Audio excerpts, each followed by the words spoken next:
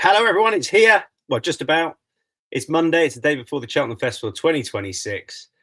And we're looking ahead to a brilliant 4 days of racing. The first two are going to be previewed here. We'll also touch on the rest of the week. And we'll have a bit of content midweek as well for you. But this is the main preview, the last big preview before we get stuck into Cheltenham, joined by Matt Toombs, Charlie Poste and Micheál, who's bringing the rain with him for Thursday and Friday. Thanks, Dees. Yeah, delighted, but looking forward to seeing you there. Don't forget to like and follow and subscribe, however you're listening or watching. This is the last chance to avail of the Pod 50 offer ahead of Cheltenham. T's and C's are on the site, 50 quid in free bets. Use the bonus code POD, capital letters 50. And we'll also touch on the £5 money back multiple on days 1 and 2. You put a £5 treble on. If it cops, happy days. If it doesn't, you get your money back. So there we go. I'll come to the Supreme, and I'll just get Matt, if he can, to touch on ground expectations for the first day and for the week, if you don't mind, before we lead into the Supreme. What are you working off, Matt Toombs? Well, Nicky Henderson was walking the course, as he usually does, yesterday, and was saying it was near a good ground and good to soft. John Pullen, who'd said categorically there'd be no watering on the old course, is watering today, 4 or 5 mils going down. So it's always hard to know with water ground. I think good to soft of some description will be right. And I think it will be okay. But there's a big prospect of serious rain on Thursday and Friday as Deasy arrives. So you could well be looking at soft ground if all that arrives. They're talking about double-digit numbers. Yeah, and whatever happens, he's going to get pelters for watering, I'm afraid. I can guarantee you that. I completely understand why they do it. Yeah. The jump racing risk model tells you that slower ground is far safer to race on than good ground over jumps. So I can see why they do it, but I don't think it's going to go down well. There you are, given the wet time that we had. We move on. Go on, Matt, since you're unmuted and ready to roll. The Supreme. I'm enjoying this stat, which is relating to Mighty Park, and you can kick us off with that and your selection, please. So the stat is the last horse to win off one hurdles run was Flown in 1992. And crucially, he'd have 14 flat runs. He was a really battle-hardened racehorse. Yet other horses who won, say, the Bearing Bingham, 5 for 3 and Galileo, had run in bumpers, 5 for 3 run the champion bumper. Galileo would have 4 runs on the flat. So to arrive here off a point and then a solo in a hurdle start, he is going to have to be some horse to beat these, because this is a really good Supreme. So my play on it will be that he might be more one for next year, and I'll be laying him in the win and place markets, I should think. And I'll therefore side with his stablemate, Leader Dallier, who was really impressive at Punchestown last time with the tongue tie back on. Plenty of experience as a racehorse in France. What was eye-catching there, in stark contrast, in fact, to Mighty Park at Fairyhouse, was how long it took Paul to pull him up. He looks improved out of all recognition for the run. We know how Willies were clearly not fit and ready to go at Christmas this year. He's won on heavy, he's won on good to firm in France. So with all the uncertainty about what the watering will do, he's versatile as to underfoot conditions. This might be a very different year in terms of at what stages novices will be improving. It might be Willie doesn't have a star novice this year. It might be he doesn't win any of the 3 Grade 1s. They might not peak until Punchestown. But he did win the Supreme with Ebazine 19 years ago, who was beaten in a maiden in January, came out and won one in February. And it wouldn't surprise me if Willie has a novice or 2 that improved £20 at Cheltenham. So if you're getting a big price on Leader Dallier, I think he's a decent player in the win and place markets. DC, who are you with? I'm with Talk. Been with him all year. I'm actually kind of happy enough that it'll be kind of good soft ground. I think that'll suit him better. I just think, look, he's versatile. He can go forward. He can be held up. He can, like the last that he picked up off a pace and like one from almost nowhere. I think he's been probably the best Irish novice this year. I remember Matt had a stat before about Grade 1 form is very important for Supreme. He has that. I think he has everything. I'm on him at bigger prices. Probably won't go in too much again at 6.8, 6.5 because I think it's very open, but I think he's a very likely winner. I think that I mean, I'm pleased that Mighty Park is here and Talk the Talk, having suggestions been from both camps. They might still go Turners, and that's because you're getting a bigger price on Old Park Star, who I think is the best horse in the race. Nicky Henderson knows how to win this, certainly in recent years. I thought he was mega impressive last time. He's of recent winners. He's more a Shishkin type, I think, than an Altior or a Constitution Hill type from the yard. But I think he's. I think he's more straightforward than Talk the Talk as well, if you're comparing the two directly. Talk the Talk, he jumped better last time, but I still thought he got JJ Slevin out of a bit of trouble. And that sort of profile just concerns me a bit coming into this. I really respect him. But at 3.5 about Old Park Star, I'm very happy to have him on side. And I will probably on the day play something at a bigger price, but I haven't quite got my head around it yet. If it looks like they're going to go very hard, Cocktail Brew, I think, could finish a little bit closer to Talk the Talk. And I was half interested in Sober Glory as well. He's niggling away at me for all that run did come on heavy last time, and that's a worry if it is, pretty decent ground on the day. But I'll have something at a bigger price on side, definitely. Charlie Post, hi. Hi, Tom. Look, really competitive renewal and plenty of horses that have been well talked up. A bit like Matt Toombs, I came down with Lydia Dallier at 15.0, as in plenty of bumper form from France, and yes, was turned over by Ballyfad, but showed significant improvement, as he said, with the tongue strap on at Punchestown, and took an age for Paul Townend to pull him up. He looks a very straightforward horse. He's going to be ridden forward. He's a Willie Mullins horse that they're coming to their boil, and he's 15.0. I thought he was too big relative to some of the other contemporaries that he's got in against him here. So yeah, Leader Dallier 15.0.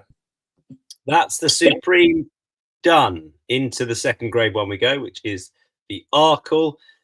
3 of us are with one, and one of us is with the other, and that other one of us is because he's the chair of that horse's fan club. And he cost me a Guinness last year, did Lulamba, when he still didn't win his race, but he finished ahead of the James Owen horse. So I'll let you go first, Charlie, and then we can all hound around you. Off you go. Yeah, I don't know. I've undenied as well. Like, even though I'm the chairman of the fan club, I was nearly going to put Cargasi up, and then I thought, no, don't, keep the faith. I talked to Nico de Boinville yesterday as well, because my only concern was I thought at Newbury, in the game spirit against the older horses, the jumping I thought was a little bit hesitant down the inside, and there were things that started posing questions in my mind about him and the suitability for this race. But I spoke to Nico. He said that he thought he was going to ride him much more forward tomorrow. He'd ride him obviously it's not a huge field with a little bit more space. He was trapped in down the inside, and as he said, kind of getting bullied by older horses, older gnarly handicappers, really. But he thought the plus was that he'd have learned plenty from it. I think there's every reason to believe it. I think the nicer ground will suit him and will help his jumping.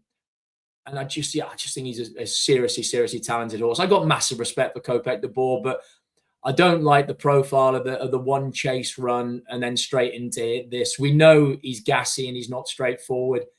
He coped fine last year in the Supreme, but I think it's a different test now. Like Majborough last year, his jumping looked pretty good at Navan, but there definitely was room for improvement. And I just worry if he's keen early and gets lit up, he could go and do something silly that compromises his chances.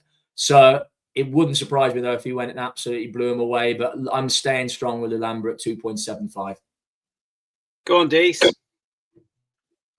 Yeah, look, I'm on Kopek. I know we've only had the one run over fences, but I thought he was, bar the first, I think 2 fences, I thought he was unbelievable. He threw in a wild one at the first, then he settled down, and I think he just ran away from them. Again, look, that Supreme last year, they backed him as if defeat was out of the question, and he won very, very well.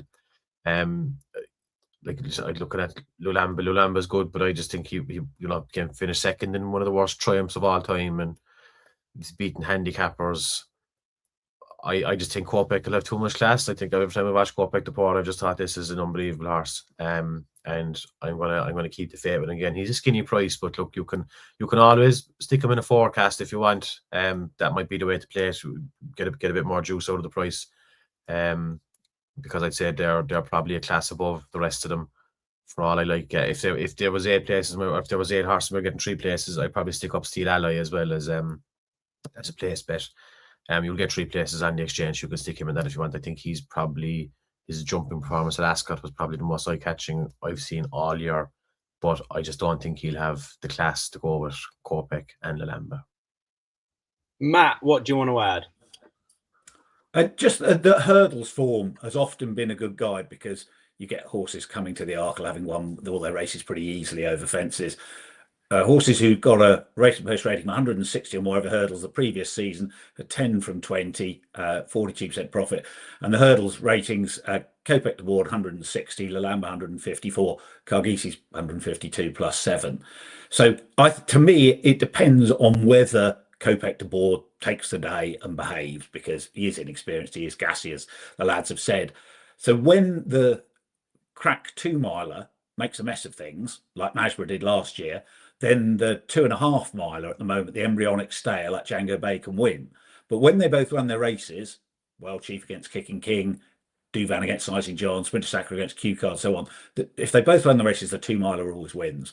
And it's not as if you're being asked to take odds on about him. He's a 2.68, and I think that's bigger than he should be, and also bigger than he will be. I think if you fancy him, I'll back him now. If you fancy Lalamba, I'd wait. Particularly if Mullins has won the Supreme. All right, we move on to the Fred Winter, now the 3rd race of the day. Matt, I will just get your stat, please, because I know you and I don't have a selection, so you can come straight in with that, please. In the last 15 renewals, horses that had run only 3 hurdles runs, but 10 or more starts under rules, 5 from 52, 62% profit. And the theory here is that you don't want to be showing your hand to the handicapper over hurdles, but you do want to be battle-hardened as a racehorse. Over to you, Dees. You've got one as well, I think. Yeah, this is one I saw on Twitter during the week. Lark in the Morning is the only winner of the Fred Winter in the last 10 years that hadn't won a race that season. So the ones that they've been playing around with from the start of the season generally don't get there. It's good to have a win under your belt. One I really like at a big price. I think I had 5 backed for this at one stage, and 3 of them got in. The one I liked the most out of them was Hardy Stuff for Gordon Elliott. No, he's the Gordon Elliott 2nd string. He started off in Cork last October, pulled up, and then ran fairly well behind Kinto Delago, Punchestown November, and then he won over Christmas at Leopardstown, kneeling ground, beating Ole Ole, and Munsif finished 3rd. There's a Genealogy was in that race, so Kisley like they were all down the field. But if you watch the end of this race, like he was probably finishing 6th, or he was 6th or 7th. Coming into the home straight, and himself and Ole Ole just came around the field and went away, burst away from them. Thought he run well, and then they actually sent him over for the Triumph Trial on Trials Day, where he finished 7th behind Maestro Conti. He never got involved in the finish, but he had a nice jump around. He has experience of Cheltenham itself now and travelling over. I just think he's massively overpriced. His win at Christmas was, I think it showed a lot of toughness and a lot of pick up off a pace and went away from them. And he's in here. He is 30.0. I can see him going off a good bit shorter than that. And then another one I wanted to give a mention to was I really like Harwell, but I think the ground has gone against him. I don't think there's many in this field have won a race by 8 lengths like he did on his Irish debut, but I think he probably wanted a bit softer. Glen to Glen for Joseph, I think, is another pretty standout one out of all his ones. Again, look, he started off the season kind of running behind Barbazan, who I think was favoured for the Triumph at the time, and he won his race then in Cork at just at the start of December, beating Glen to Glen and Dawn Coming for Charles Burns. Gordon Elliott horse fell at the last man more than ran, but Glen to Glen kind of picked him up, went away, and he was a big price that day. And they've put him away since then, and the money has been coming kind of steadily for him. So I'll take the two of them probably win place against the field. And I wouldn't be surprised for a big run out of Ole and Harwa as well at big prices. Peter says he's with Bidmus and Hardy stuff for the Fred Winter. He's still dining out, having put Jeff Kidder up at a silly price about 25 years ago. Charlie. Yeah, I mean, my selection, Munsif, we need a bit of luck because he's first reserve, so we need something to come out, I think, within about the next 40 minutes, isn't it, Tom? I think that's what we were saying beforehand, but it just shows the nature of this race. I mean, he's 126 and he's not guaranteed a run, which would have been, he'd have got into any of the last 5 or 6 renewals. So, but yeah, he's a 91 rated flat horse. He's had the 3 runs. He ran in the race at Nace. It's thrown up 4 of the last 7 winners. Obviously, Saratoga was in there against him. Like, he ticks a lot of the boxes, but it looks very unlikely he's going to get a run. But like, he was in my selection when we did the handicap preview as well. So fingers crossed something comes out. Good luck. Doesn't look likely though. The 320 is the Ultima. I'll kick off with Highland, who's one of my strongest plays on the day. I love the cheek pieces going on this horse. The Ascot run, he was not given a hard time when the race had got away from him by Nico, and we know he's well treated based upon his Corto Star run, won by the Jukebox Man, and the other horse that was in and around him, Masaccio, is rated way higher. This horse is rated £4 lower. He's got course form, and he's just one of those I've latched onto. Like, I know some will question him and his resilience, but I'm on him, and he's my strongest handicap bet on the day quite comfortably. So Highland at 12.0 for me. Matt, over to you. Yeah, stamina's key here. They tend to go quickly, and it's a real test at the trip.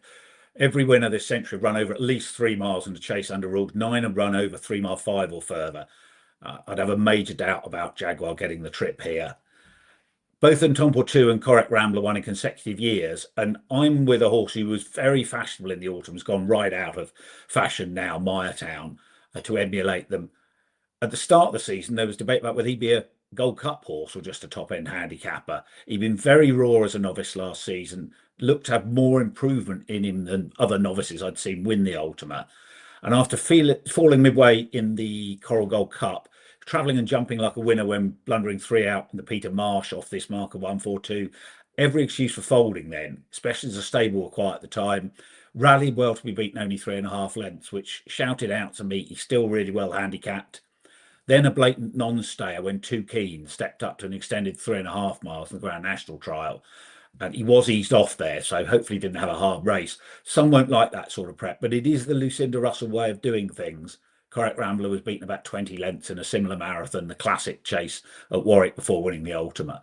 So the result of all this is that despite looking potentially a lot better than his handicap mark, it's still what it was at the start of the season, 142. He's normally a fast jumper. He's inclined to put in the occasional serious blunder. So he is a chancy proposition. It's more a win than a place bet. But if he puts it all together, and given the stable's ability to bring a horse back to win this again, the fact they're in much better form now, they had a treble at Ayr on Saturday, I'll go with the chancy proposition, Mayatown. Mayatown, who definitely benefited from a standing start last year, I think, and we'll see how he goes, or how the starts go this week, because day 1 was a bit of a shocker. Day 1 and 2 were a bit of a shocker last year. DC, you've got a couple. Yeah, this is fairly up. This is a really good renewal, I think. The 2 I'm going for, first, the short price one is Johnny Who. Was really unlucky in the Kinmore last year. There was a big gamble on him. Derek O'Connor was on. He looked like he was coming to win, and then he absolutely clouded the last and got picked up by Daily Present. And he was carrying nearly top weight, and that's he's running off 140. He's just in here off 146. He's had a bit of wind surgery. He's 3 grand runs this year. Over the national fences at the start of the season.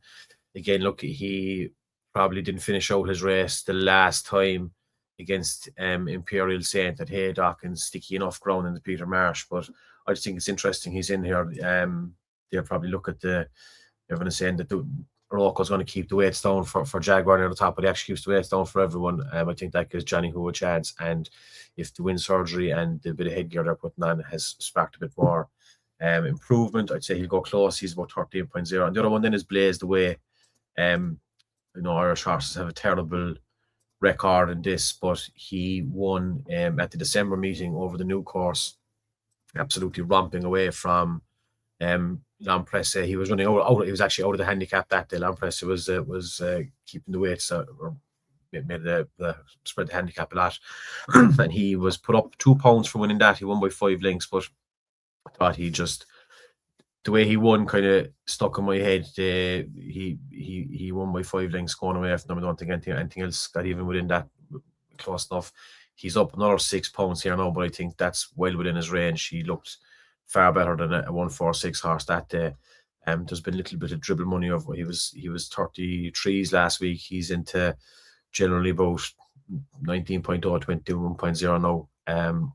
I can, and Danny Mullins is on for his mother. I can see him going very close as well. So that's Blazed Away and Johnny Who. Couple for you and one for you, Charlie Poste. Yeah, Resplendent Grey for me, 21.0. You know, he's festival form. He was 4th in the National Hunt Chase last year, stayed on from a long way back after getting behind, which is a factor with this horse. He then did win the Bet365 round Sandown on decent ground last day of the season. You know, and he's come back this year. And I mean, bar again being badly unsuited by the standing start in the Coral Gold Cup. You know, he beat Handstands at Carlisle. He then ran well on his latest start behind Protectorate at Windsor, finishing in front of Handstands again. On the weights, there's no real reason why there should be very much between them at all. Yet Handstands is half the price. And Ollie Murphy's rolled the dice and he's put some blinkers on him for the first time. Now, with a horse like this, sometimes they might not face the blinkers and it might have the reverse effect of what you're looking for. But if it does just get him to eke a bit more out, I think he's got tons of ability. He's a real classy horse. And then 21.0, if he's within hailing distance of them coming down the hill, I could see, you know, he'll stay on incredibly well. As Toomsy said, staying further in this race is no bad thing. And this lad has got stamina in abundance.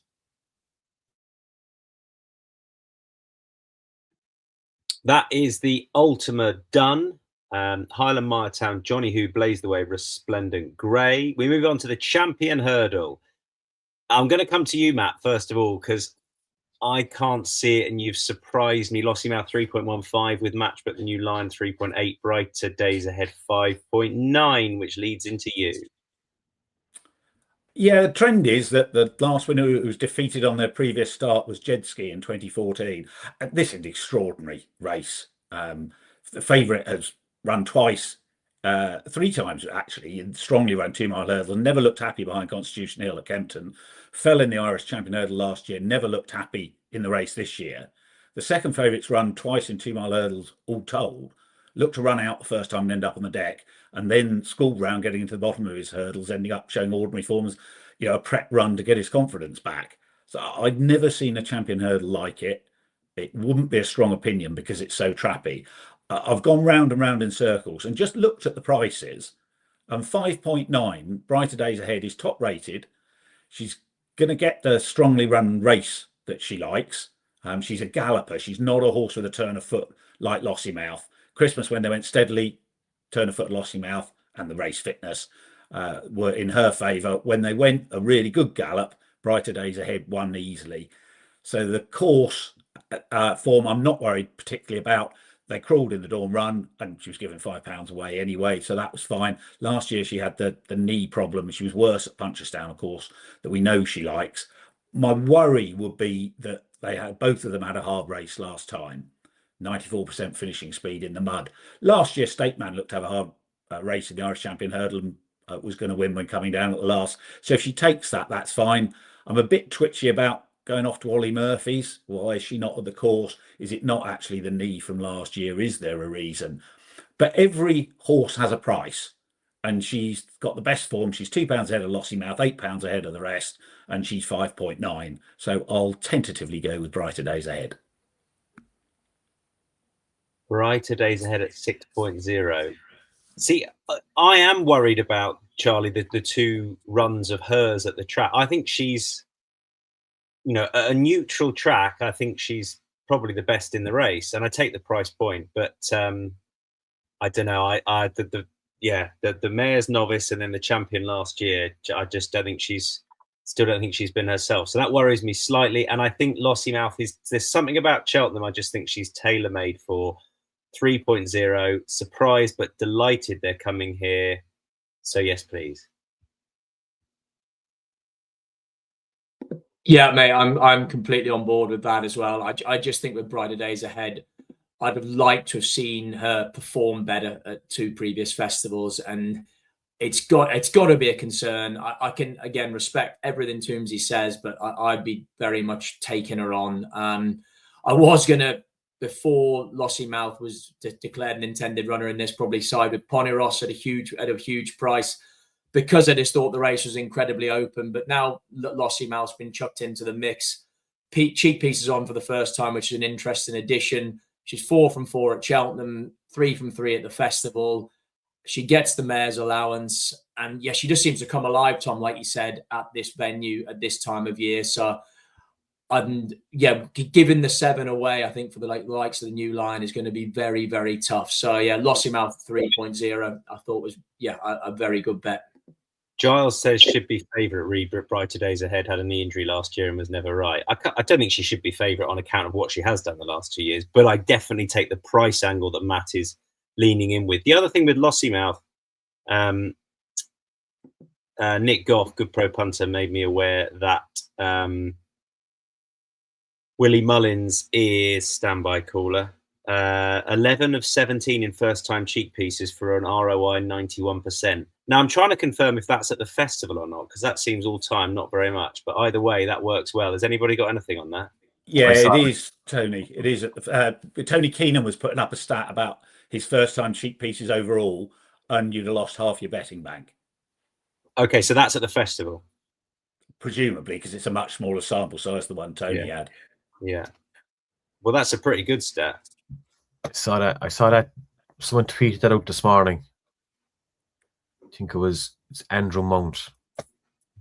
Yeah, trend horses. Yeah. Okay, well, he's obviously doing the rounds. There you go. It doesn't. Sorry, it might be Andrew Mount. Yeah. Yeah, it doesn't. It doesn't say. It doesn't. It's not Cheltenham specific, I'd say, but yeah, 11 from 17. All right, there we go. Champion hurdle. Nothing for you there, DC, but you are having a bet in the plate. Take it away. Yeah, this is tough.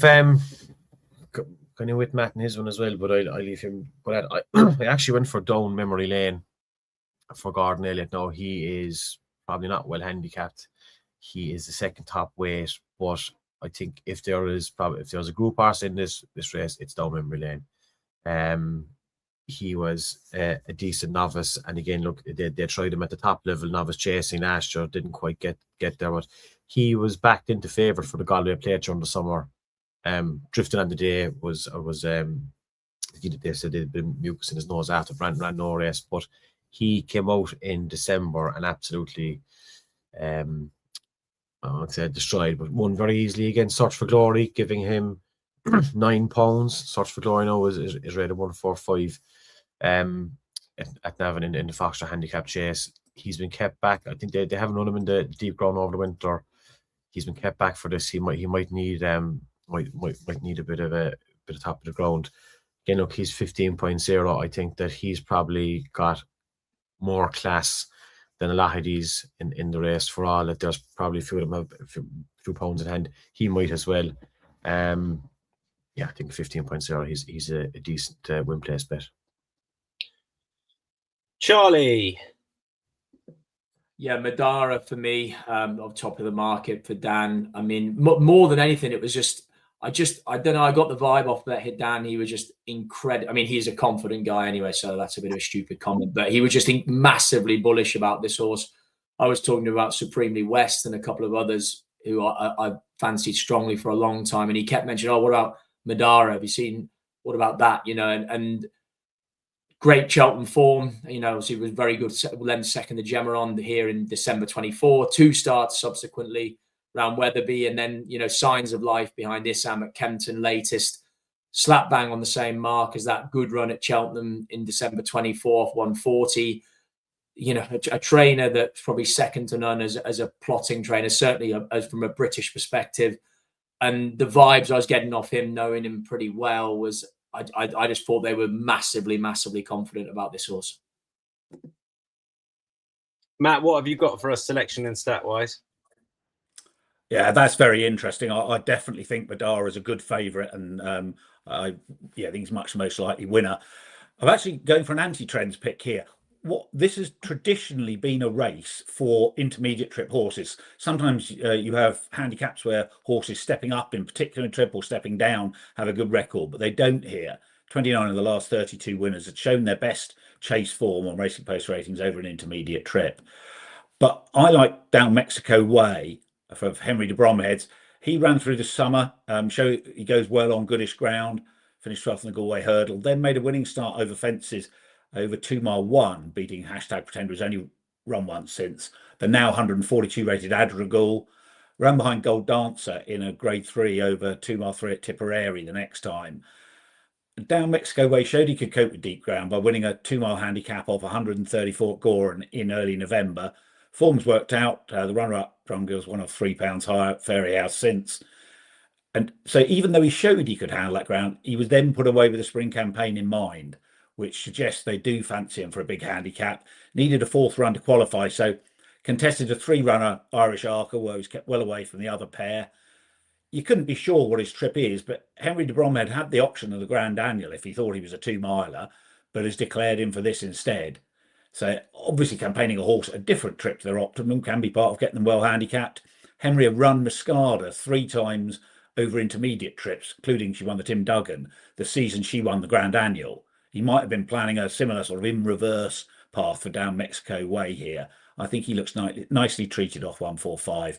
He's an alternative to a strong favourite. Which is Madara, who Charlie has put up. National Hunt Chase then, no trend here. It's just the second renewal in this format. I'll kick off with Grand Geste, who I put up on the handicap pod, 15.0 for a yard that have flown this year since Joel Parkinson was added to the name above the door. And I think the horse is nice and progressive. I think he's a future national type horse, and I think he wants an extreme sort of distance. National is obviously going to come too soon, but I think in the fullness of time he could get there, and I think this is his sort of trip. So Grand Geste at 15.0 he's still a bit underestimated, I thought, personally, coming into this. Charlie, back to you. I can see this is going to be popular, I think.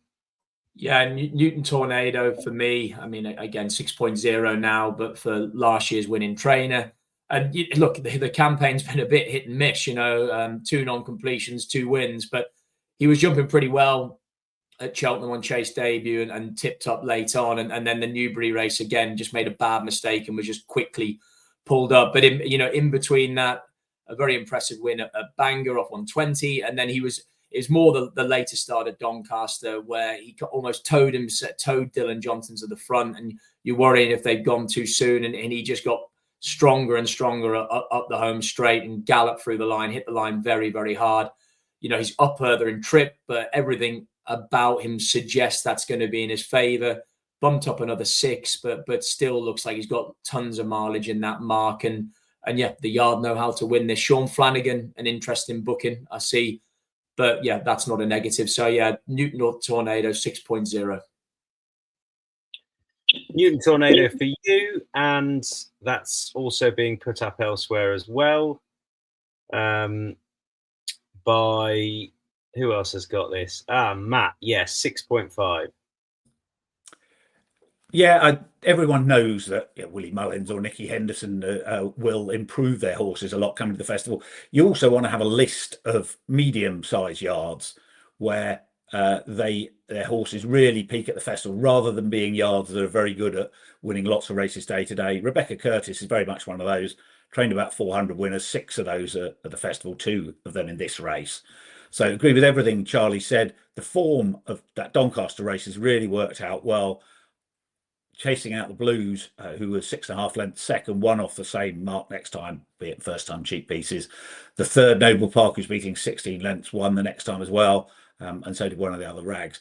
So he's actually £2 well in here now, Newton Tornado. He looks as if he's absolutely going to relish this step up in trip. The way he powered home through the mud at Bangor in the mark of a real stayer. And I like the prep. Class 3 handicaps. He's running in, not in tiny fields against handicappers, getting more meaningful experience. Last year, 80 Killer began his chasing career off 122, won this off 135. Newton Tornado began off 121, is in here off 133. I think he's the most likely winner. And DC finally. Yeah, I'm just going to try. I actually tipped this horse for the Ultima and the preview night, but I'm going for King of Answers. He, as I said, no, he looked at their Ultima horse. He was started off a similar, I think the same race as they used from Meyertown the year before. But his last race at Kelso, he beat Bill Baxter over 3 miles in heavy ground, but they put cheap pieces on him and his jumping was unbelievable. I would like to see him just go off and just ping his fences, get out in front and just keep going. I think the step up and triple suit him as well. He seems to act on all ground. He was fine on good ground, good soft ground as a hurdler. They've brought him on stall. He finished second to Wendigo in a point-to-point years ago. I think he's a bit overlooked by the market. He's 17.0, so I'll have him as a win place bet. I think his jumping could kill him in this. Tuesday long shots. Matchbook Zero long shot then.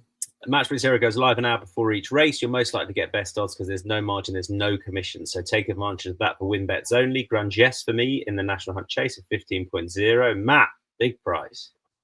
Yeah, and one you gave a shout out to earlier, Tom, Cocktail Brute, who's 81.0, might well be a 3-figure price on the Matchbook Exchange win only tomorrow. Won the Royal Bond, bled at Christmas. He was poorly positioned in the mud in the Brave Inca, but actually not far away from being the second best horse in that race. And if that is the best form and Talk the Talk's jumping doesn't stand the test, that puts him in this because the better ground won't be a problem for him. So he might give you a decent run for your money at a huge price. Yeah, I can see it. DC? Mine is Hardy Stuff in the Fred Winter. Charlie? Resplendent Grey in the Ultima. You've got a proper stat lay here, Matt, on the Tuesday in the Ultima. Yeah, Jaguar, I think, is a bad favourite. And to lay in the place market in particular, because if he stays, he's got a decent chance of winning. So I'd much rather lay him at a short price in the place market. And horses like him are talked up every year and they've got a terrible record. That's Jaguar in the place market. All right, money back as a free best bet treble. Stick a $5 on these three, and we have got 3 as well because Charlie and I agree. And if it cops, you win. If it doesn't, you get your $5 back. Simple as that for new and existing customers. Charlie and I are with Lossy Mouth in the Champion Hurdle. Matt? Kopek de Board in the Arkle. And DC? Talk the Talk in the Supreme. And that treble is currently paying out at 38.85 on Matchbook. Yeah, it must be about 40. There we are, 38. Plus for that treble. Fingers crossed. Right, the Turners on Wednesday. First race on the Wednesday. I'll go with Ballyfad on the Talk form. I do think that's a really good bit of form. And I think the horse will appreciate the step up in distance. And I'm pleased they've gone this way. Hopefully not too much rain around before the Wednesday anyway. Particularly with his horse up in distance. But he comes out the right form lines, and I think he will improve for the step up in distance.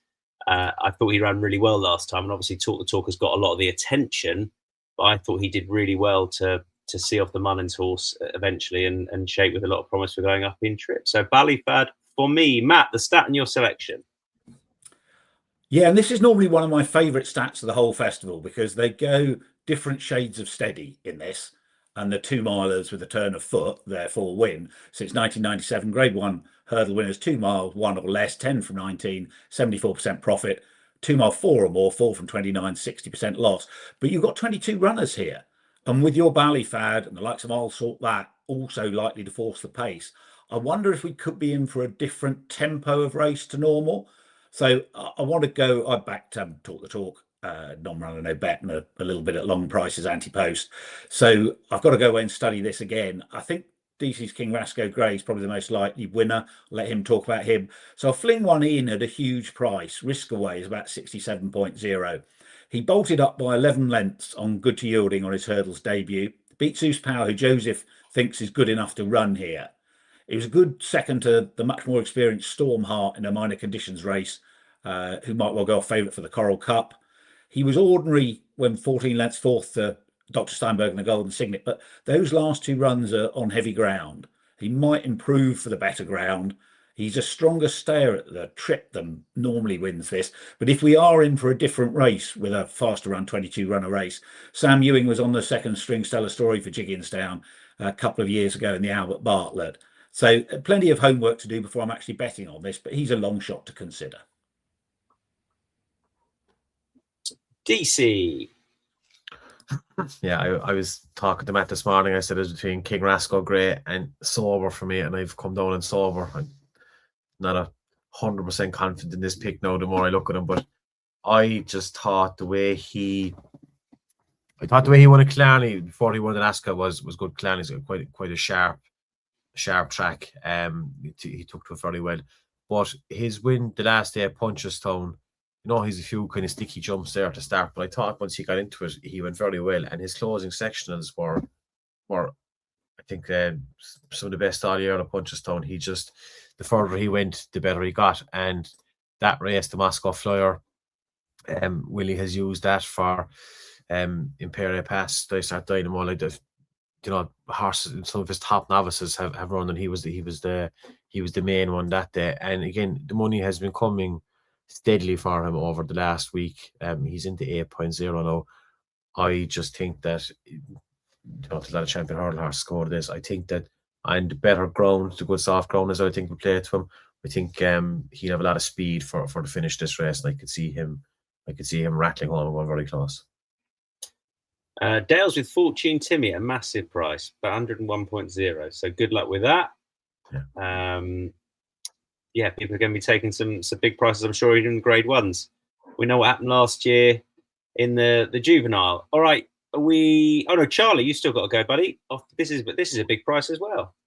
Yeah, Bossman Jack for the Skeltons at 26.0.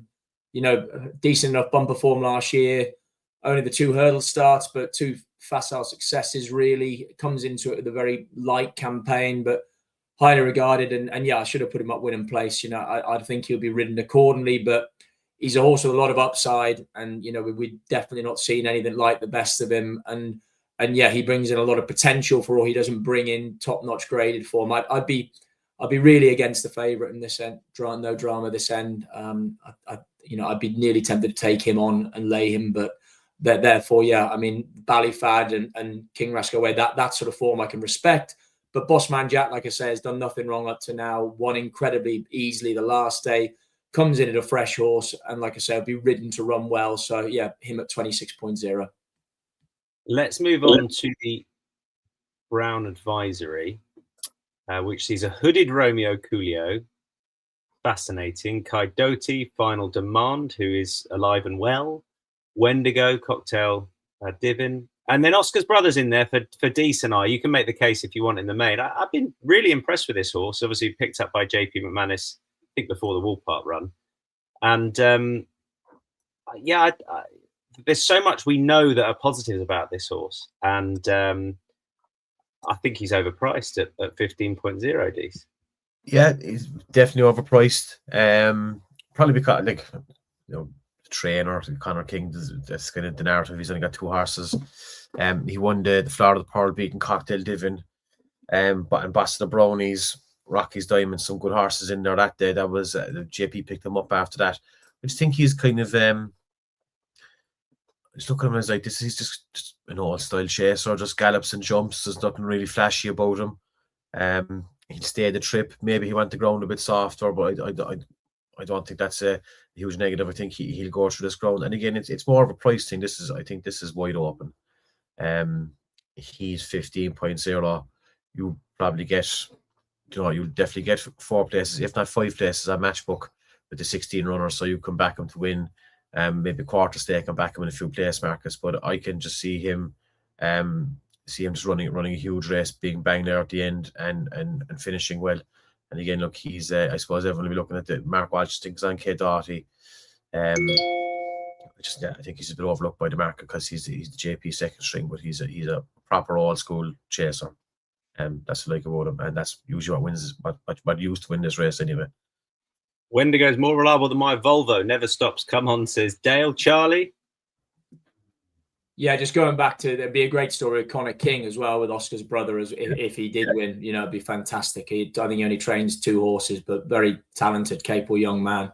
But yeah, Wendigo for me, like they said, more reliable than Dale's Volvo. Yeah, and it's very true. And as Dee said, he definitely suits the profile of the old style, you know, stay-in chaser that wins this race, and the chasing has gone really well. You know, I mean, you know, behind Wade Out, who could run well in the National Chase on Tuesday, then beat No Questions Asked, who's graded form late in the season, ran well behind Kitsport when unsuited by the sharp track at Kenton, the Grade 1 at Christmas, and then, you know, had a facile success at Ayr on later start. Just really rock solid horse, solid jumping technique, was unlucky in the Albert Bart last year, so has festival form too. And the more this becomes a stamina test, the better it will suit him. So yeah, I think for Jamie Snowden, who's had an excellent year, he's really, really sweet on him. And 9.0, I think, is a big price. Matt. Absolutely echo what Charlie's been saying. We've got 16 runners here. That's the most since Denman beat a field of 17. The last 10 years, we haven't had more than a dozen. And so, as the lads have been saying, you're going to get an old style Broadway here. They're probably going to go a good gallop. You're going to need to be streetwise. You're going to need to be a solid jumper, and you're really going to need to stay. So the stat is runners who contested a Grade 1 hurdle at around 2 miles, 0 from 40. I went back to 1990. That's Cade Doughty, Romeo Coolio, and Salva. This is no place for flashy 2-milers unless they're exceptionally good. And Romeo Coolio's in a hood as well, which you'd be worried about. So Wendigo, as Charlie said, exactly the right profile for this. He's got a bit of class too, though. You know, he's good enough to win the Berkshire over 2.5, outstayed, No Questions Asked, gone on to win the Lightning. And the Cordo Star test was exactly what he doesn't need. You know, speed test, fast ground. Yeah, it was safe Kempton. No one mentioning the fact that the ground was good to firm, going right-handed. So he's got a great attitude. This is perfectly made for him. Like Charlie, I'm really sweet. And I think you'll get 4 or 5 places potentially in markets on Wednesday. He's the sort to play in that market as well as the win market because he does look very reliable. Couple of shouts for Wendigo, couple of shouts for Oscar's brother in the Brown Advisory, the BetMGM Cup now. Jinko Blue is one of my favourite handicap bets of the week. He's short now, mine 13.0 was a lot bigger in the handicap podcast when I put him up there, but I think he's a really well treated hurdler, and the Yard have got a good recent record in this. Charlie, I'll start with you on Stormheart, but DC agrees. Yeah, I mean, like real quality juvenile hurdler. You know, we haven't seen heaps of him in recent times, but again, this season campaigned in a conditions hurdle at Limerick where he beat Risk Away, and then a Grade 3 at Gorham Park where he beat Work Ahead cozily, and probably just clever campaigning has made it hard for the handicapper to adjust him too much. Gets a rating of 151 over here, but just a classic case, I think, of a graded horse and potentially even a Grade 1 horse beyond that. I mean, he obviously contested the Triumph Hurdle previously in a handicap, and I thought he was glaringly obvious. I mean, and he obviously, you know, the price has shortened an awful lot. Again, when I put him up on the handicap section, he was 13.0, 7.0 now. Matt. Yeah, rather than the selections, my anti-post bet Wellington Arch didn't make the cut, so I'm going to look at this again. Just wanted to talk about the record of horses off high marks, which a lot of people don't like. In the last 12 renewals, 36 runners rated 150 or more, 3 have won, big profits, 5 of them have been placed. I think jockey bookings and vibes are going to be crucial of those at the top. The Yellow Clay, Michael Keneally claiming 5, one of the best conditionals around, whereas Jack Kennedy's on Farron Glory off 148.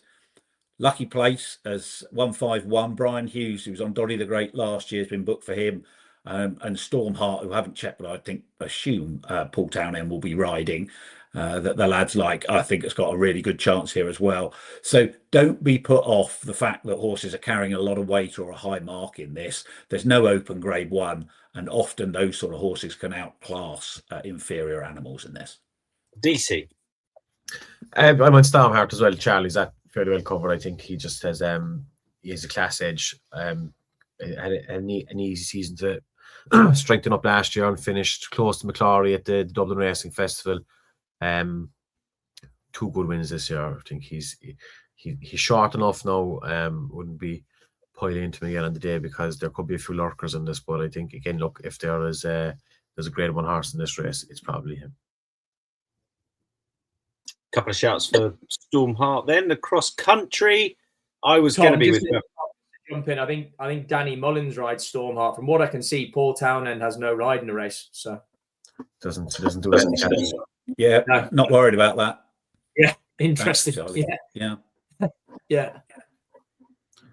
Danny rode him at Christmas. Well, there was that. Yeah. There was that time where Paul Townend rode Bunting, and everyone was like, "Well, that'll go and win," and then it is one since. Right, yeah, cross country.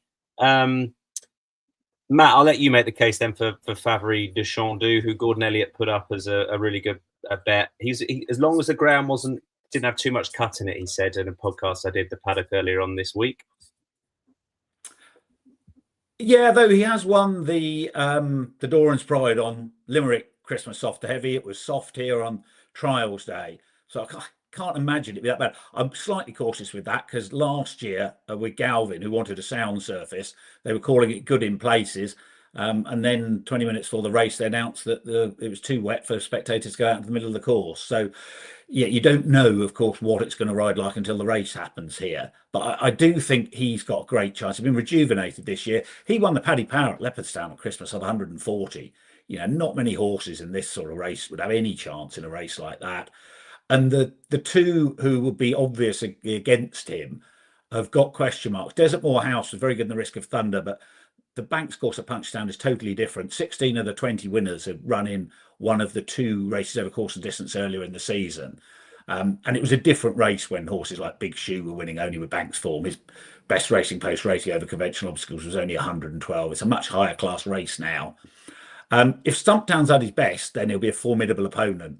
But that run in the Velkopada Ibiza, the vibes were he was exhausted afterwards. And I remember watching that at the time, thinking what a hard race it was. You're going through ploughed fields and things there. And he made crucial mistakes at the taxis and the doubles that meant that he had a race that he might otherwise have done. So on that basis, Favre de Chandu's had a perfect prep into this. The other 2 haven't, and I really fancy him. Gordon's had 6 of the last 8 winners have been saddled at Culuntra House. He's very much the man to follow in this race. DC, who are you with? I have a small bit on final orders. He won at the December meeting, beating Jerry Delay. But I thought it was on good ground that day. I think the ground is probably a part of him. If it does come up soft, I'd be staying away from him. But I thought he absolutely skipped around the course. It looked like he loved it. Little small, little agile horse. Before that he was a decent enough handicap chaser over 2 miles. They eventually stepped him up and trip. But just I like the style of his win in December. Now he was beaten by Favre de Chandu, but I think the ground could have gone against him that day. Has been kept back for this now. He is a double figure price. He's generally about 11.0, 12.0. I'll probably have a little win place betting him in this because I just think that if the ground comes up good, he has a nice bit of course distance form, and he's overlooked because the top 2 are taking up so much of the market. Charlie Poste, last selection before we deal with the Champion Chase. Yeah, I mean, I can't really see beyond the top 2 in the market, and I wouldn't put anyone off for Favre de Chandu, but yeah, 4.5 about Stumptown is more than fair enough. He's £5 higher than the win last year, and yeah, he did have a very hard race in the Pardubice, but he's been given plenty of time to get over that since October. So I'm sure he wouldn't be pitching up if they weren't very happy with his condition. And yeah, he's just a very good horse in these sort of races, and 4.5 I think is more than fair enough. All right, here we go then. The Champion Chase. I'm fascinated to see what Majbra does. He's the one horse I'm going to watch the whole way, and I just think he'll he'll win. I'll let you kick off, Dees, with your selection, because then it ties in with Matt's stats. So off you go, Dees. Yeah, I just wanted to go for a long shot. Captain Guinness, again, look, he's an 11-year-old, but he is trained by an absolute genius, especially this race. And he's won the race before with Special Tiara was 10 when he won a Captain Guinness, won it 2 years ago at 9. Look, we know he'll course the distance is perfect. Matchborough is a sharp price. You're going to be getting 3 places. Maybe you'll get 4 probably on Matchbook as well. There's a few no-hopers in here. There's a few of them at the top of the market where, like, I mean, just this say Matchborough gets under pressure. This race is absolute death for sharp price favourites. They very rarely win it. I think that you have to be taking them on with something at a big price that can run into the places. And again, look, Captain Guinness has loads in his favour in terms of course form, course distance, his trainer, and he's a massive price. He's 67.0 on the books. He'll probably be a triple figure price on the exchange. Yeah, what's that to like? Matt? Yeah, and the stat is about Henry de Bromhead. There've only been 7 winners bigger than about 6.0, and he's trained 4 of them. All of his winners have been 9.5 or bigger. So despite him being a master of 2-bar chases, don't seem to fancy his horses, and he peaks them here. So Captain Guinness might roll back the years, run well. Quilixios, he was going to finish at worst a close second last year to Marine Nationale, so he's not had an ideal prep. But if he puts his best foot forward, then he could run well. To me, this is just Matchborough's to lose. So yeah, 10 of the 13 odds-on favourites have been beaten this century. I think that there is a reason for that in terms of there's a lot of jumping early in the race here, and you have to get into a rhythm. That's why horses like Captain Guinness, who are very good jumpers, get into a rhythm quickly, often run a lot better here than they do elsewhere, where there's a lot more time to get into a rhythm at the other Grade 1 tracks. But Matchborough jumped gun barrel straight in cheap pieces last time, and there seem to be a lot of people think it's a fluke. I don't think it is. I think he was a lot fitter in the Dublin Chase than he was in the Hilly Way, and then he, unusually for Willie, backed him up only 20 days later at Christmas because he needed more match practice. I think you can almost forget a lot of that. The one thing I would want to see, and if you're thinking about betting him running on the Matchbook Exchange and you've backed him and he is clear, last year in the Arkle, Mark Walsh was a bit left-hand down coming into the straight, perhaps because he jumped left. He was trying to get him to the inside, keep him straight, I don't know. But it's a very trappy fence that comes up quickly. And if you had a horse like Matchborough who doesn't concentrate a lot of the time, that could have distracted him. So I'm making excuses a bit for him, but he made a complete mess of the second last year. I'd like to see him just in control of the race and allowed to drift out to the middle of the fence and jump it how he wants to jump it. And hopefully he'll be much too good for these. We move on to the Grand Annual. Matt, I hope you don't. Can I just steal your stat, because it is the one that I come into the festival for all the handicap ones trying to find one, and we've got one. So it's the old plot job race. Horses that had run over fences in a previous season and were on the same mark or lower than they started the season are 9 from 135, 48.35% profit.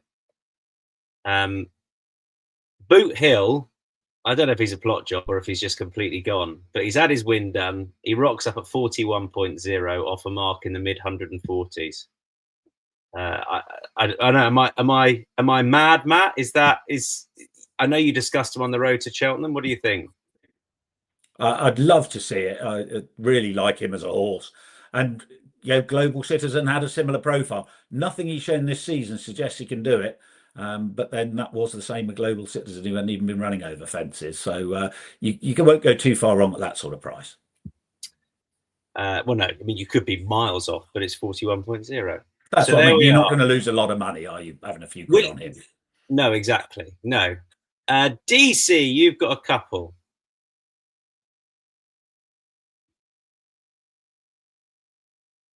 Go again. You were doing so well. You were nailing. Nap landed. The first one is Released Beast. He was actually my best bet on Stephen's Day when he finished second to Adrigo. There was a massive punt on him for that. I think we did the podcast on the 23rd, and he was a double figure price, and he went off 4.5. Finished second tag rule. I think he was had a good one. Well, that day, I don't think he didn't think he had any real excuses. He got out ahead of him, and he finished off his race well. But they've put Release the Beast away for this. I think he probably needs good ground. And again, look, there's money starting to dribble in from. He's after getting in there now at the very bottom of the weights. He's for Paul Nolan, he's into 11.0, and then the horse just above him, then Yasko the Dam. I want to have him on side as well. This is a horse actually that Matt tipped up with Lydia on the road to Cheltenham. But I had my eye on him as well. He finished 5th in this last year behind Jazzy Matty. And look, again, he's trained by Henry de Bromhead, great trainer of a 2-mile chaser. And horses that come back for a second crack at this race have a very good record. He's 17.0. So I'll have the two of them, Jasko the Dam and Release the Beast, for win place bets in this. Charlie Poste. In the pocket for me, horse is undeniably well handicapped. Comes in here off 146. Started off the season off 149 in Ireland. Grade 1 winning hurdler, and definite signs of promise at Leopardstown at the DRF last time when he finished 5th. Beaten 9 lengths behind Jacob's Ladder. Thought Mark Walsh was very quiet on him when he couldn't win. And yeah, just like I say, looks glaringly obvious. I think he's JP's only contender in this. And yeah, I mean, I just seen him on the computer now. I think he's 9.5 best price. I don't know what Matchbook are offering up, but he was 17.0 when we put him up on the handicap preview last week. We've got one more to go as far as the races we have Decs for, and then we'll do our best bets and our long shots and touch on Thursday and Friday as well. Loads of you watching and joining in. Hit the like button if you enjoy it. It's the best no-cost way of supporting all of our content. So please do hit that like button. Very quick for you to do, but it means a lot to this podcast. We finish up then with the champion bumper. Matt, all yours?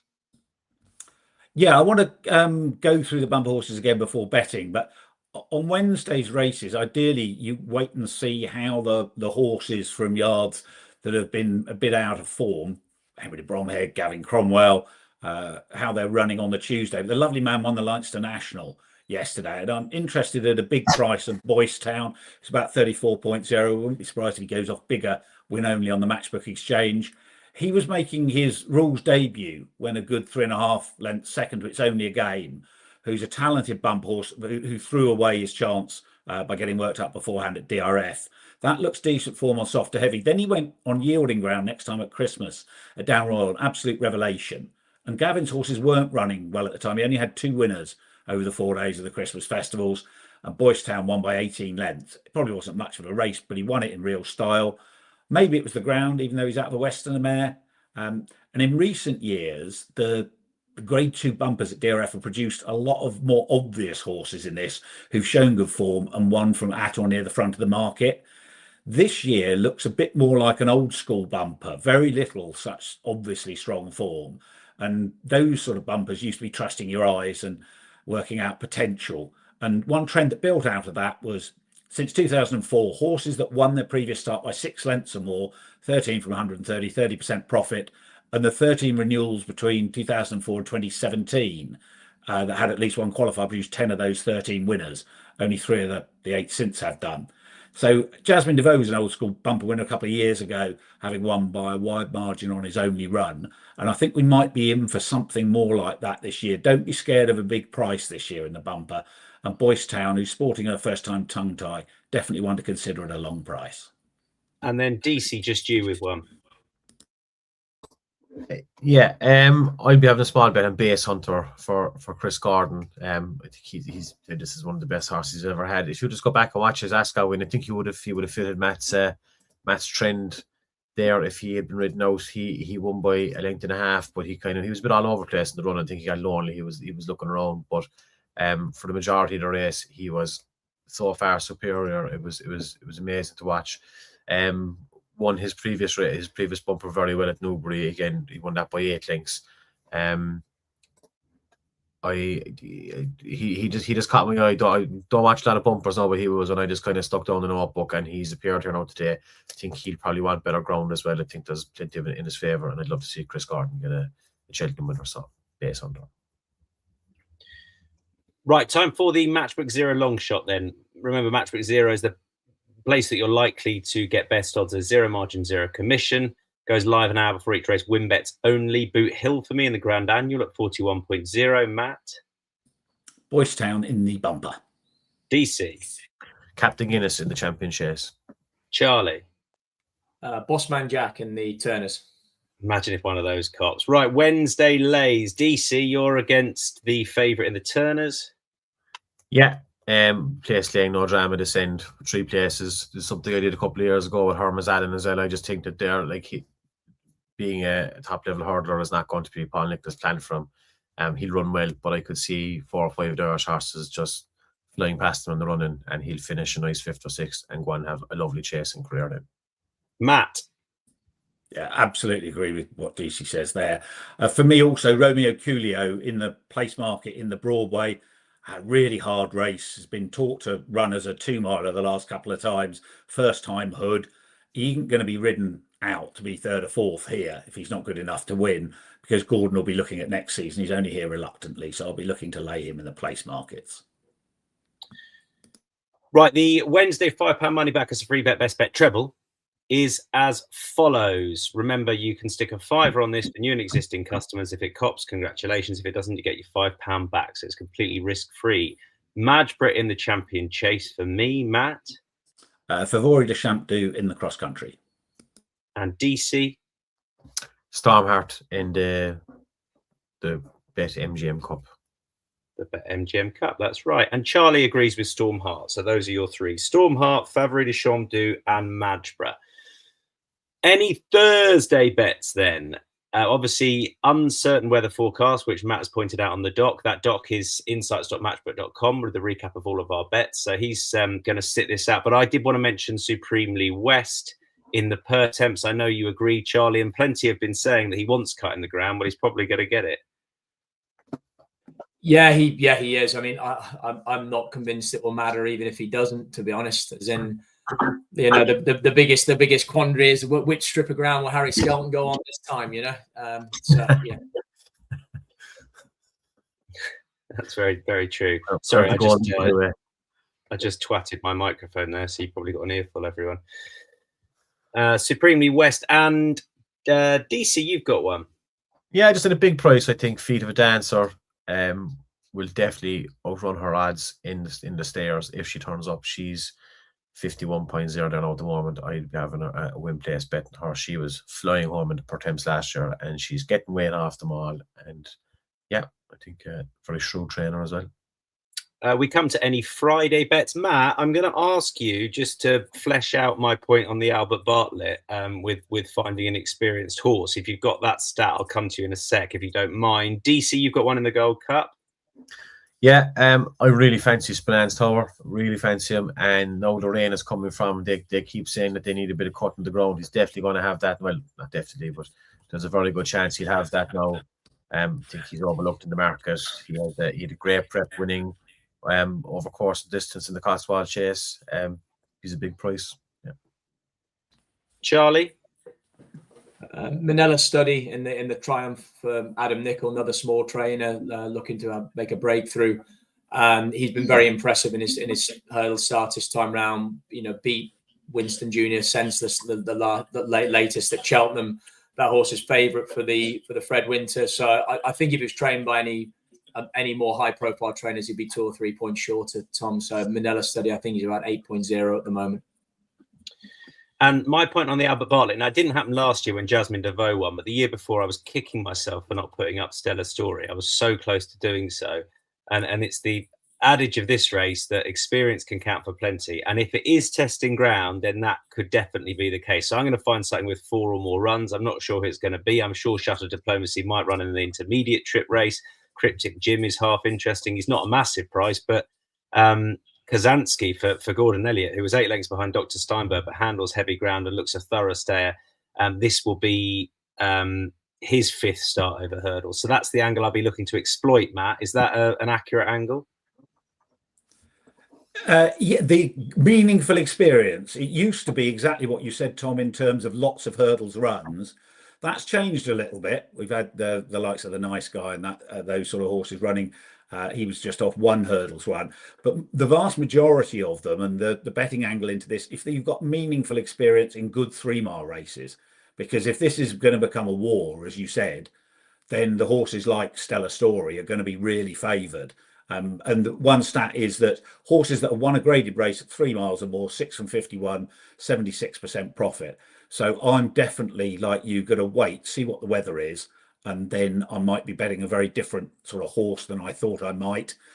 And I would say on Friday, again on the weather, there's been an assumption in the markets that Mercier is going to be Paul Townend's ride and the number 1 in the county.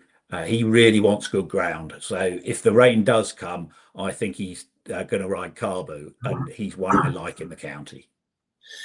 Just to back up that Albert Bartlett, Stellar Story beat the Jukebox Man and Dancing City, but was priced up on account of Dancing City beating him the time before. Yeah. And that was Stellar Story's 4th start. I reckon I'll back Kazansky on account of that. Anyway, that's the angle I'm looking to exploit. Guys, that was a pleasure. Thank you. We've overrun slightly because it's Cheltenham, so there you go. That's how it works. Charlie Post, Matt Toombs, Micheál, Deasy, thank you for all your contributions in the build up to this. Don't forget our outright podcast preview is out there. The handicaps preview is out there. There's plenty more content on the site. Head to insights.matchbook.com for a recap of all of the selections, and have a fantastic week. Bye-bye.